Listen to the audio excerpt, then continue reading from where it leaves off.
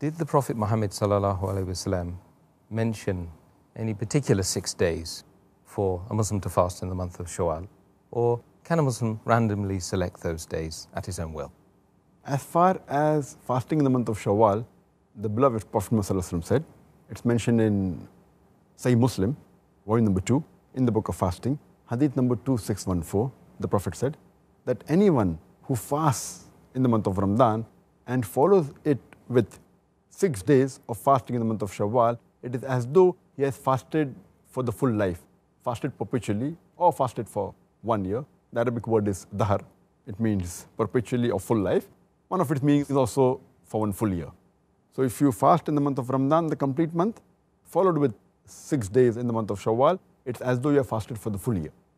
As far as fasting is concerned, that should we fast it immediately after the month of Ramadan, or can we fast later on, or should we fast consecutively, or can we fast at random separately?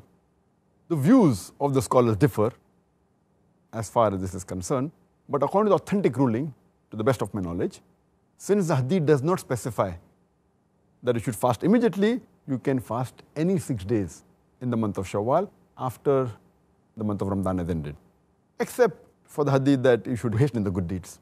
So if you use that logic, then the earlier you fast, the better it is, so that you hasten the good deeds. As far as fasting consecutively or separately, it doesn't make any difference. Though there are some people who say that you should fast together, then only it's valid, but there's no authentic hadith to prove that. You can fast together or at random or separately, so as long as you fast in the month of Shawwal.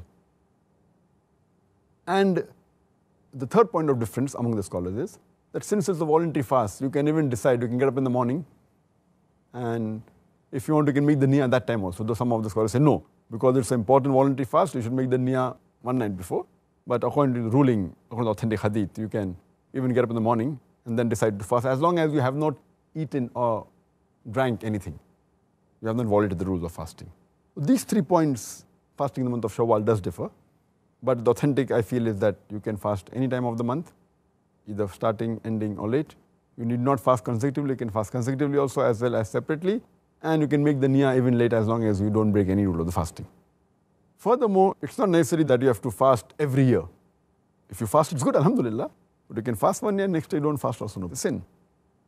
And suppose you don't fast and only 2 days of Shawwal are left. That does not mean you cannot fast. If you fast for 2 days, you'll get the sawab for 2 days.